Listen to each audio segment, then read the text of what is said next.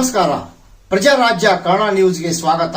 ನಾನು ರಾಮಗೌಡ ಪಾಟೀಲ್. ಬೆಳಗಾವಿ ಡಿಸಿಸಿ ಬ್ಯಾಂಕ್ಗೆ ರಿಸರ್ವ್ ಬ್ಯಾಂಕ್ನಿಂದ 2 ಲಕ್ಷ ರೂಪಾಯಿ ದಂಡ. ಡಿಸಿಸಿ ಬ್ಯಾಂಕ್ಗೆ ದಂಡ ವಿಧಿಸಿದರ ಬಗ್ಗೆ ಡಿಸಿಸಿ ಬ್ಯಾಂಕ್ನ ಹಿತೈಷಿಗಳಾದ ಮಾಜಿ ಸಚಿವ ಬಾಲಚಂದ್ರ ಜಾರಕಿಹೊಳಿ ಅವರ ವಿಶೇಷ ಸಂದರ್ಶನ. ರಾಮಗೌಡ ಪಾಟೀಲ್, ಪ್ರಜಾರಾಜ್ಯ ಕನ್ನಡ ನ್ಯೂಸ್, ಬೆಳಗಾವಿ. ಬ್ಯಾಂಕ್ ಸದೃಢವಾಗಿದೆ, ಗಟ್ಟಿಯಾಗಿದೆ. ಸುಮ್ಮನೆ ಇವ್ರೇನೋ ಒಟ್ಟ ನಿಮ್ಗೆ ಹೇಳ್ಬೇಕಂದ್ರೆ ರೀ, ಏನಾಗಿದೆ ರೀ, ಬ್ಯಾಂಕು ಜಾರಕಿಹೊಳಿ ಅವರು ಅಣ್ಣಾಸಾಹೇಬ್ ಜೊಲ್ಲೆ ಕಡೆ ಬಂದ ನಂತರ ಕೆಲವು ಮಂದಿಗೆ ತಡ್ಕೊಳಕ್ ಆಗೋದ್ರಿ. ಒಟ್ಟಂದ್ರೆ ಬ್ಯಾಂಕು ಅವ್ರದ್ದು ಆಸ್ತಿ ಇದ್ದಂಗೂ ಮಾಡ್ಕೊಂಡಿದ್ರು ಯಾರು 20 ವರ್ಷ 30 ವರ್ಷ. ಈಗ ಜಾರಕಿಹೊಳಿ ಅವರು ಅಣ್ಣಾಸಾಹೇಬ್ ಜೊಲ್ಲೆ ಕಡೆ ಬ್ಯಾಂಕ್ ಬಂದೈತೆ ಅಂದ್ಕೂಲೆ ತಡ್ಕೊಳಕ್ ಆಗ್ತಿಲ್ಲ, ಅವ್ರು ನೋಡಕ್ ಆಗ್ತಿಲ್ಲ. ಯಾರ್ದೋ ಮುಖಾಂತರ ಅಪಪ್ರಚಾರ ಮಾಡ್ತಾರೋ.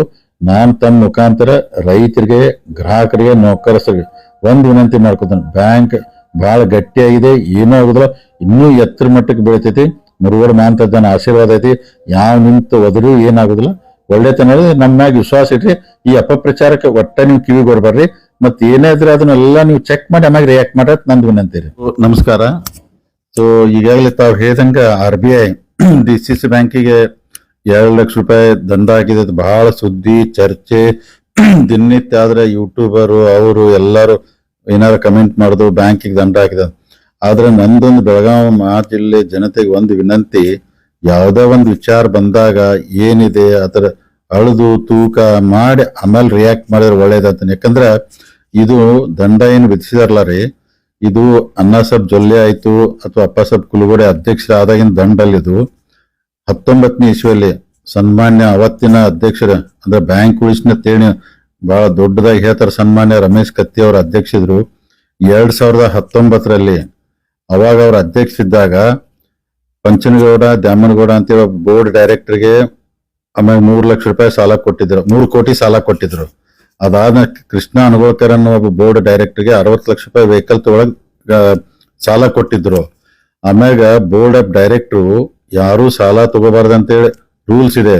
ಆದ್ರೂ ಹಿಂದಿನ ಅಧ್ಯಕ್ಷ ರಮೇಶ್ ಕತ್ತಿ ಅವರು ಅವರಿಬ್ರಿಗೂ ಬೋರ್ಡ್ ಆಫ್ ಡೈರೆಕ್ಟರ್ ಒಬ್ಬರಿಗೆ 3 ಕೋಟಿ ಒಬ್ಬರಿಗೆ 60 ಲಕ್ಷ ಸಾಲ ಕೊಟ್ಟದಕ್ಕ ನಮಗೂ ಅಂದ್ರ 1 ಲಕ್ಷ ರೂಪಾಯಿ ದಂಡ RBI ಹಾಕಿದೆ. ಅಂದ್ರೆ 2019 ರಮೇಶ್ ಕತ್ತಿ ಅವ್ರು ಮಾಡಿದ್ಕು ಇವತ್ ನಮಗ ದಂಡ ಬಿತ್ತು. ಇದು ಒಂದು.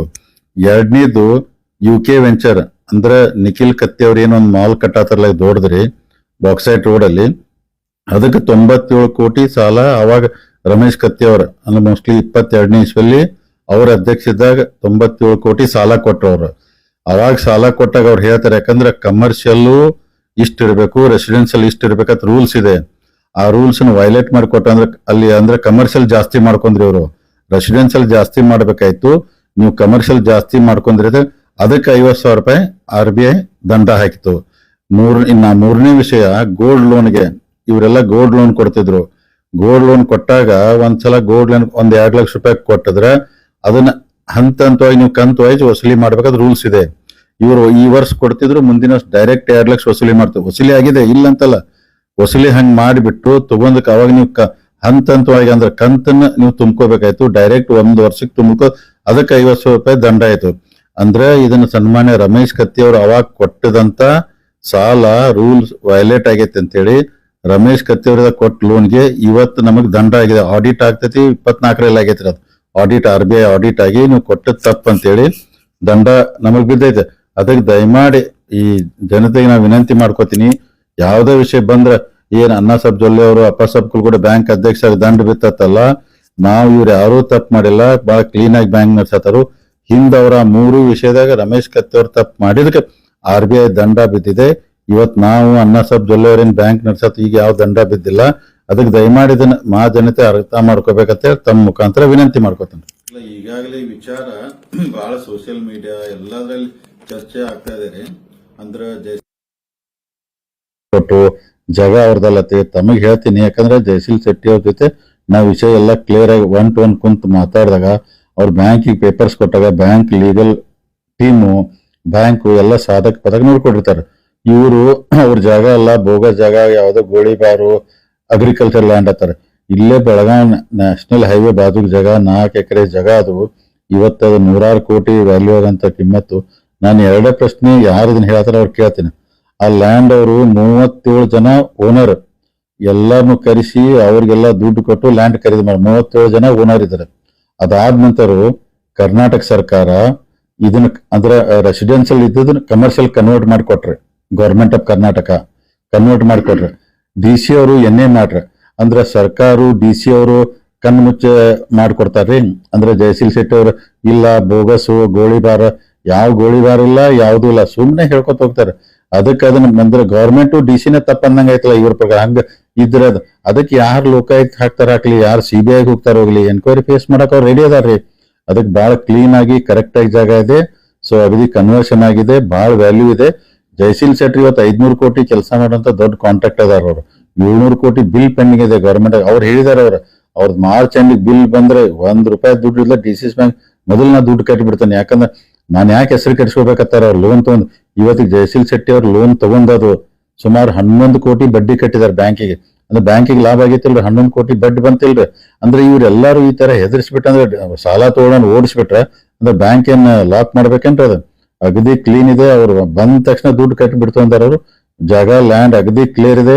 ಯಾರು ಲೋಕಾಯುಕ್ತ ಹೋಗ್ಲಿ, ಯಾರು CBI ಹೋಗ್ಲಿ, ಬೇಕಾಗ್ಲಿ ಸುಳ್ಳು ಇದೆ ಅಪಪ್ರಚಾರ ಮಾಡಬಾರ್ದು ಅಂತ ನನ್ನ ವಿನಂತಿ ರೀ. ನಾವೊಂದು ಗುಂಪು ಮಾಡಿ ಬ್ಯಾಂಕ್ನು ಗೆಲ್ಲಿಸಿ ಎಲ್ಲ ಆಡಳಿತ ಮಂಡಳಿ ನಡ್ಸಕ್ ಹೋದ್ರಿ. ಈಗ ಅದ್ರ ಜವಾಬ್ದಾರಿ ನಮ್ಮಾಗೂ ಇರ್ತೈತಿ, ಅಣ್ಣಾ ಸಾಹೇಬ್ ಜೊಲ್ಲೆ ಅವ್ರ ಮೇಲೆ ಸತೀಶ್ ಅವ್ರ ಮೇಲೆ ಇರ್ತೈತಿ.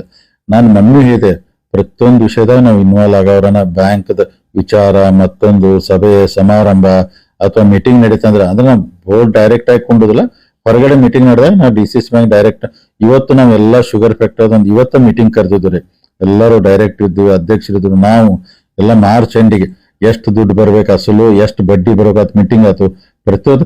ಮತ್ತೀಗ ನಮ್ ರಾಜಕೀಯ ವಿರೋಧಿಗಳ್ರಿ ಮತ್ತ ಅವ್ರ ಅಪಪ್ರಚಾರ ಮಾಡವ್ರ, ಅವ್ರು ಇನ್ನೂ 1000 ಸಲ ಹೇರು. ನಾ ಬ್ಯಾಂಕ್ನಾಗ ದಿನನಿತ್ಯ ಕೆಲಸ ಮಾಡವ, ಸಾಧಕ ಬಾಧಕ ನೋಡವ, ಅದ್ರ ಬಗ್ಗೆ ತಲೆ ಕೆಡ್ಸೋಲ್ಲ. ಬ್ಯಾಂಕ್ ಗಟ್ಟಿಯಾಗಿದೆ, ಇನ್ನೂ 5 ವರ್ಷ ಬಹಳ ಎತ್ತರ ಮಟ್ಟಿಗೆ ಬೆಳಿತೈತಿ. ಅದಕ್ಕೆ ನಾ ಹೇಳ್ತೇನಲ್ಲ ರೀ, ಯಾವ್ದೋ ಒಂದ್ ಸುದ್ದಿ ಬಂತಂದ್ರೆ ದಯಮಾಡಿ ಅದನ್ನ ನಂಬ್ಯಾಡ್ರಿ. ಅದ್ರ ಬಗ್ಗೆ ಯೋಚನೆ ಮಾಡಿ ಆಮ್ಯಾಗ ರಿಯಾಕ್ಟ್ ಮಾಡ್ರಿ, ಒಳ್ಳೇದು. ಈಗ ನೋಡ್ರಿ, ಯಾಕಂದ್ರ ದಂಡ ರಮೇಶ್ ಕತ್ತಿ ಮಾಡಿದ ತಪ್ಪಿಗೆ ದಂಡ ಬಿದ್ದಿದೆ. ಈಗ ನಮ್ಮ ಅಂದ್ರೆ ಅಣ್ಣಾ ಸಾಹೇಬ್ ಜೊಲ್ಲೆ ಅವರು ನಮ್ಮ ಮೇಲೆ ಹೇಳಿದ್ರೆ ಏನಾಗುತ್ತೆ? ಅದಕ್ಕೆ ಈ ಅಪಪ್ರಚಾರಗಳನ್ನ ನಿಲ್ಲಿಸಬೇಕು. ಬ್ಯಾಂಕ್ ಶ್ರದ್ಧಾಡವಾಗಿದೆ, ಬಹಳ ಇನ್ನೂ ಉನ್ನತ ಮಟ್ಟಕ್ಕೆ ನಡೀತಿದೆ, ಬಹಳ ಗಟ್ಟಿಯಾಗಿ ನಡೆಸ್ತು ನಾವ್ರಿ.